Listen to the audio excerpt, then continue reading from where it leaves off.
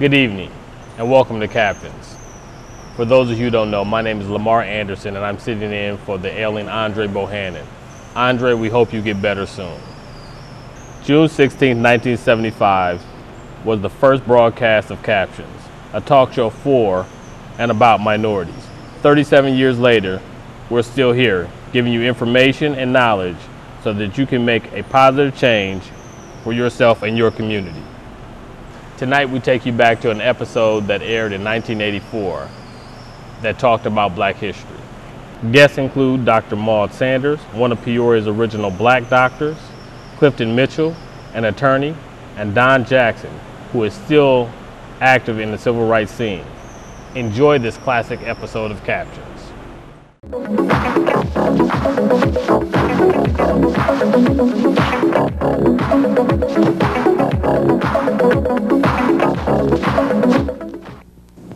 Okay, Dr. Sanders, as a black professional, could you tell us a little bit about your career and how it began? My career began as an ordinary student. First, in college, I had a dream of first becoming a teacher. When I was quite a youngster, the main profession among blacks was teaching. There was practically nothing other than the teaching profession for young blacks. And I really started out as with the hope of becoming a teacher. However, that field was so crowded, the demand was not there. There were not enough students where there was a demand for a great amount of teachers.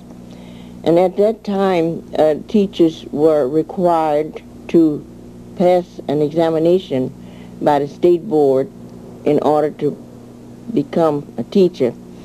And since there was such a little demand for teachers, they let only a few women pass the exam because they had no use for them. See? So I really started out with the idea of becoming a teacher. In fact, I did teach 1 year, and I didn't like that profession because it didn't seem that I could accomplish too much with the children in the rural section of Louisiana where I taught school, with one teacher and all of the 8 grades. And when one child answered a question such as, make a sentence with the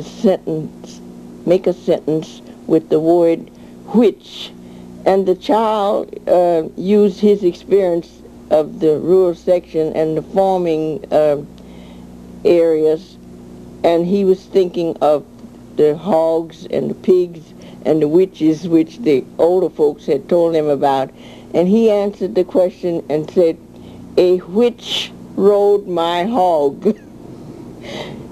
And I was totally disgusted because I wanted him to use the word which, in which way are you going? And he answered the question with the noun which, as in what he thought was some voodooism. After leaving the teaching field, I went back to college to take more science, which was required for entrance into the medical school. At that time, there was only 2 schools for blacks, which was Mahara Medical College in Nashville, Tennessee, and in Washington, which was Howard University. The schools were crowded, and there was very little chance of getting into either school. There was a long waiting list, and I did wait and finally got in. And of course they chose only those who were good, hard workers and had an average suitable to be admitted to. a grade average. And after getting into the school, there were just about 5 women in the whole school from the first year to the graduating year. And at that time, they were just beginning to feel that women could enter the field where these fields were mainly occupied by men. But the teachers were very hard on the women, and there was only one other woman in my class. And although a lot of men dropped out, she and I held out till the end. And they made it very hard for us, but we finally got through. After graduating, there had been no hospitals that would accept women for internship and for residencies. And my classmate and I combed the fields of the hospitals in the United States, and we finally became accepted at what was called the Homer Phillips Hospital in St. Louis, Missouri. That year was the first year that they had ever accepted women. There was no facility. They felt that it was a hardship to make convenience for housing the women physicians. So they let us stay in the nursing home building. And the residents who were in charge of placing all of the interns over the areas where they were to work decided that they would make it very hard for us 2 women. And they placed my classmate on a floor where she had to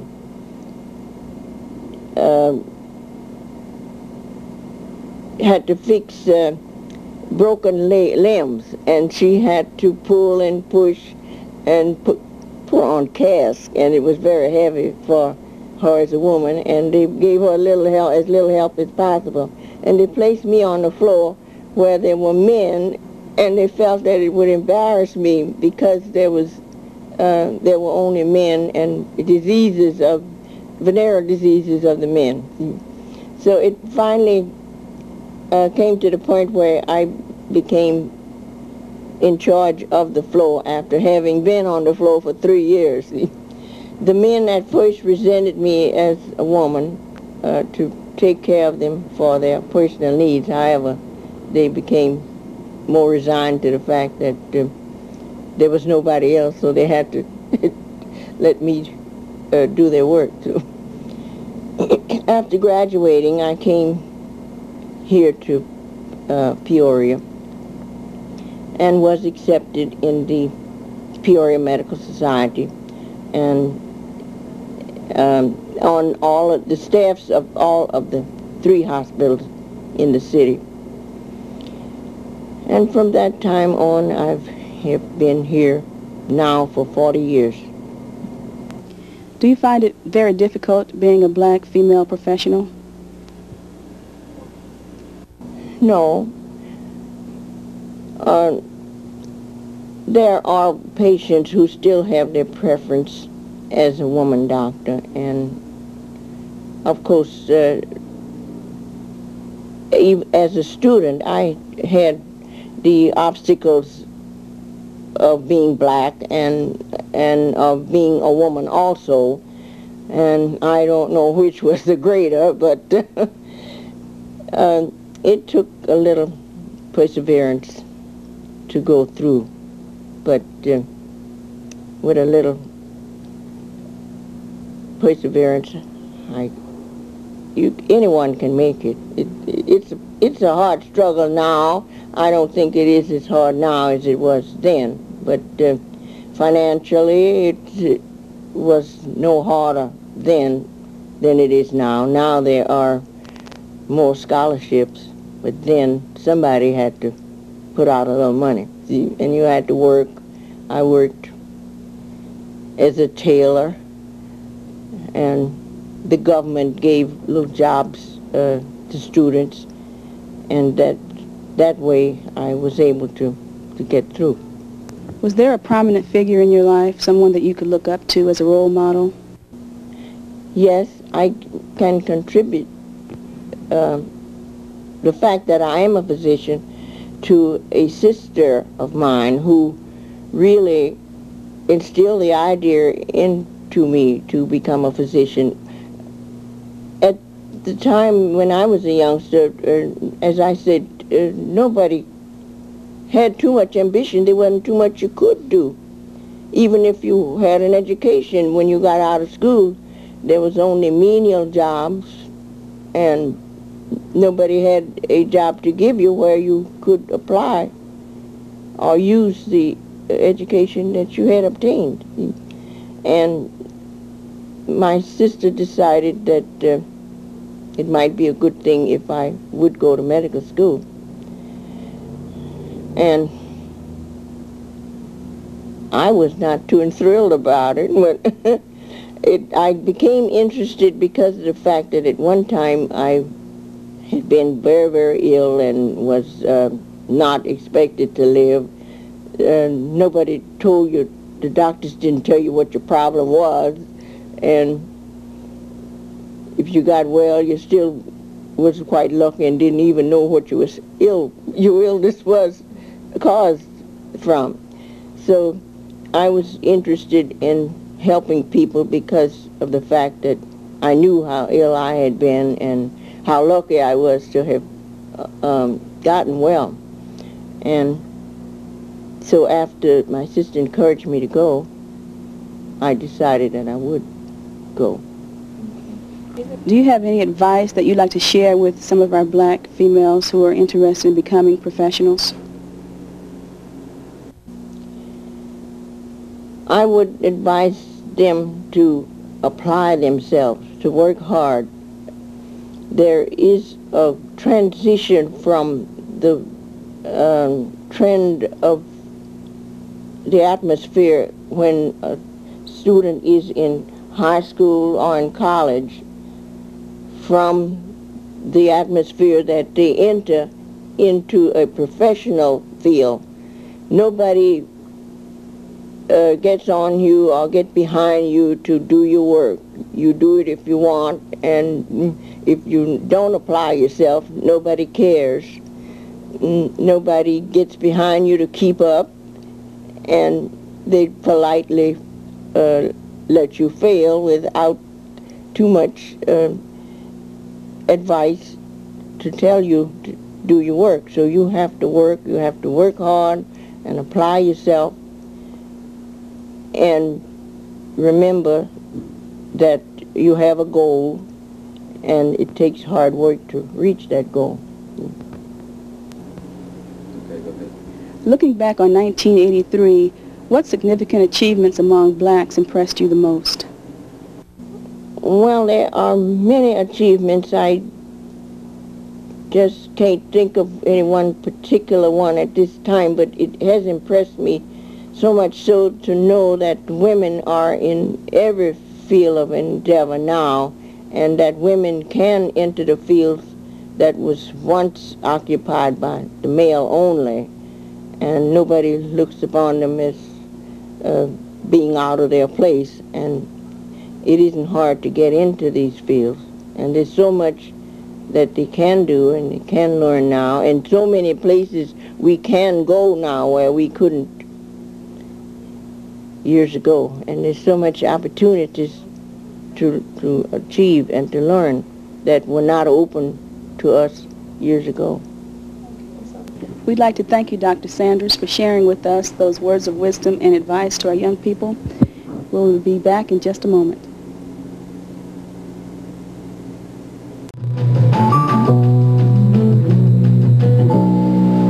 Hello, my name is Valeria Evans. I am interested in a teaching or administrative position. I feel that I would make a good employee because my philosophy is to do what you can, where you can, when you can, with everything you've got. Dependability, a wealth of experience, and unexhaustible enthusiasm are my greatest assets. I have a BS in elementary education from Illinois State University. I have taught for the past 10 years in the elementary grades, primarily first and second grades.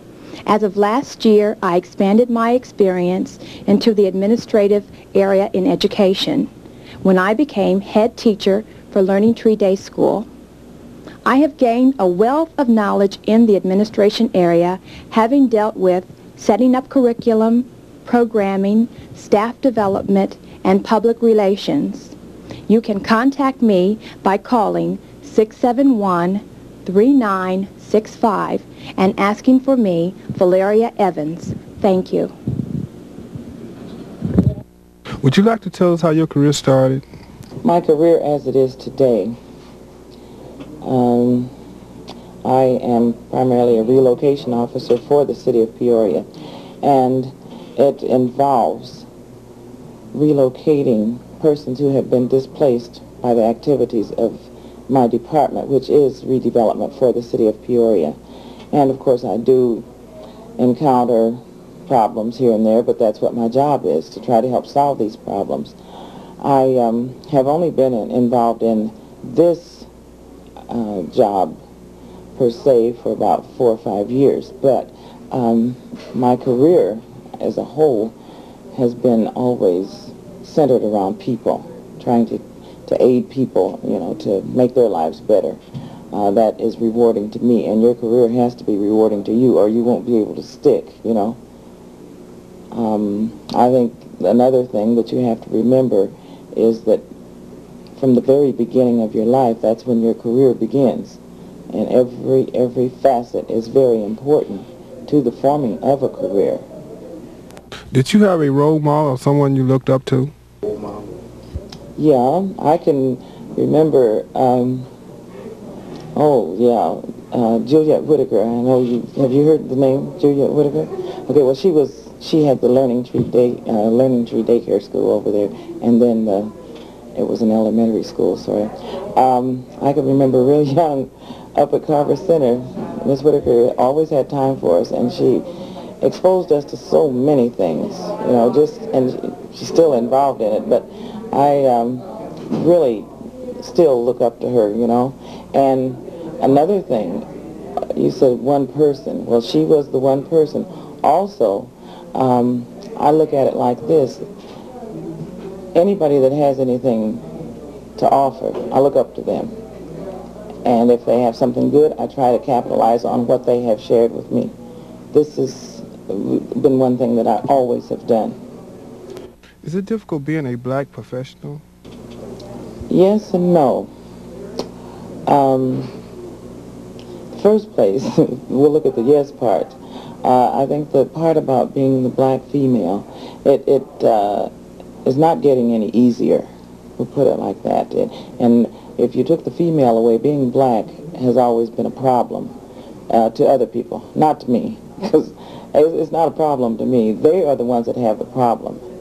They can't deal with the fact, you know, other people cannot deal with the fact that you are black. Of course, they're becoming more and more aware of it. So that's why I said it is not a problem for me, it's their problem. And when they learn to deal with it, then of course everything is going to roll right along.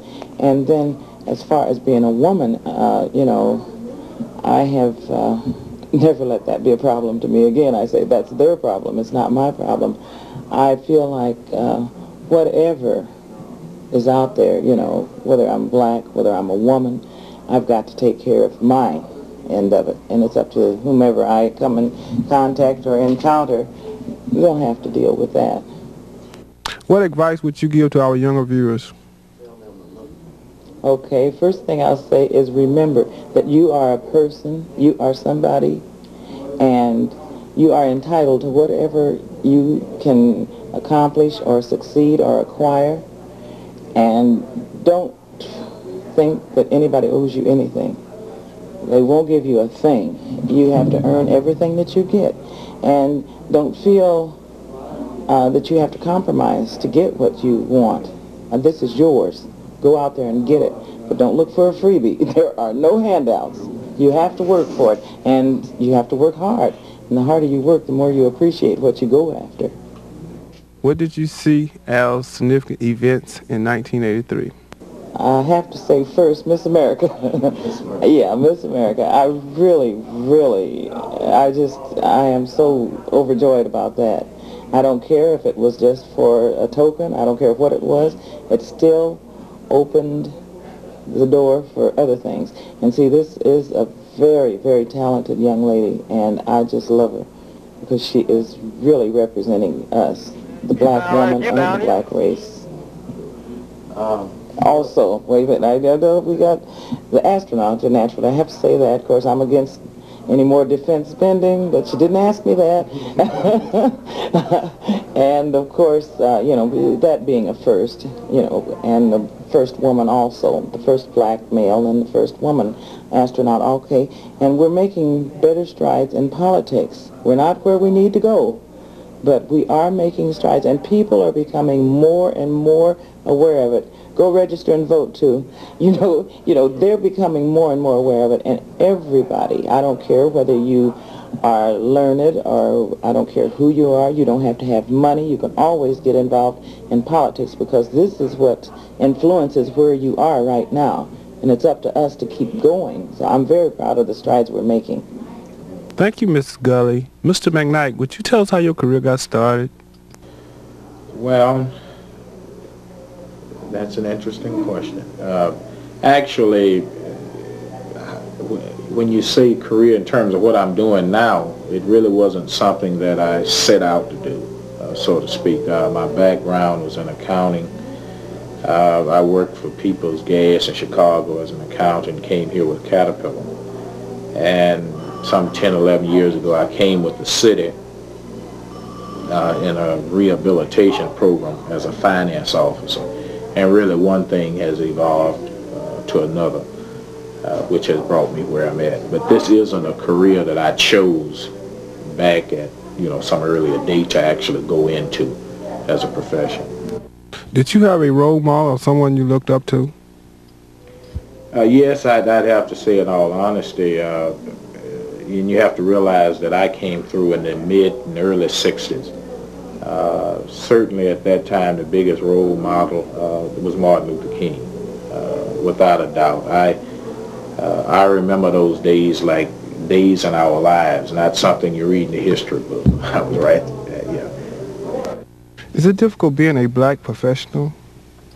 Well, yes, it's difficult in the sense that professionally you have problems associated with the profession, trying to develop your career, develop yourself so that you can, in effect, have a career. Certainly as a minority, this is just compounding. I find probably the most disheartening thing for minorities as professionals, the fact that seldom are they really given an opportunity to try and fulfill what they consider their capacity to be. Getting a job is one thing, growing and expanding with it is another. That's frustrating. What did you see as significant events in 1983? Well, I'd certainly have to say goods in Philadelphia and Washington and Chicago.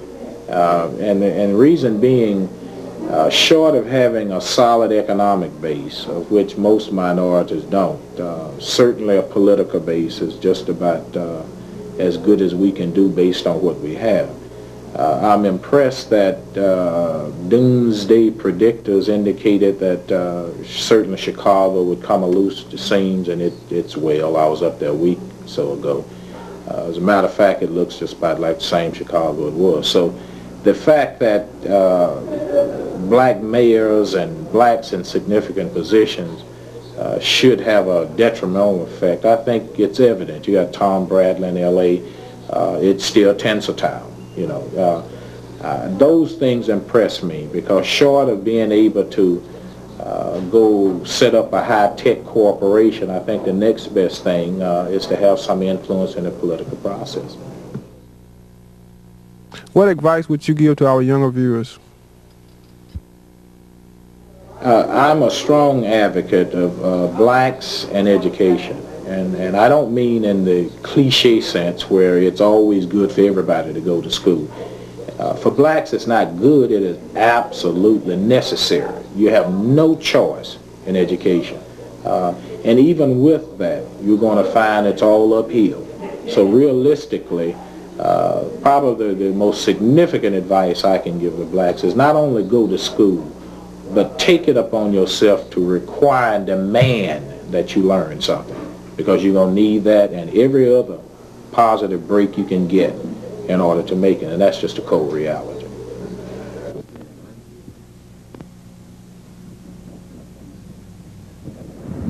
My name is John Lee. I'm the field supervisor for the PCCO weatherization program. We are at Patricia Horn's home on 1827 South Westmoreland, where we just weatherized the home, where we installed a setback thermostat. We weather strip our doors and door sweep, put door sweeps on the bottom of them. We installed our attic door and installed our walls also. Ms. Holm, you have anything you want to say about this? Well, I'm very happy with the work. The house was pretty drafty. It was pretty cool before it was done, and it seems to have taken care of the draftiness. And I can keep the temperature at, well, I can keep the thermostat at a lower temperature now, and it'll keep the house warm. So I'm very happy with it. How did you find out about this program? The man that lives next door to me works for the weatherization program, and he was telling me about it, and he told me where to go to sign up for it and how to go about it. Were the guys courteous? Very, yes. They always asked before they used the phone if they could use it, and they asked if they might use the restroom, and they were very courteous, yes. Did you tell your friends about this program? Yeah, I've told a few of them about it. These SoCo bills are so high anymore that they're interested in it, and they're going to go ahead and sign up themselves. So it's a good program. That's good. Thank you. Thank you. Would you like to tell us how your career started? Well, my becoming a lawyer was somewhat by accident. It was something that I had not had a lifelong ambition of being a lawyer. In fact, I'd always wanted to be a teacher. I was born and raised in Peoria, went to school here, Lincoln Grade School, Roosevelt Junior High School, Central, and then I went to Bradley. And while at Bradley, I majored in French and Spanish, developed an interest in foreign languages. I had taken Spanish 4 years in high school and French 2 years in high school. And from that, my interest developed. I thought I would pursue a career as a teacher in foreign languages.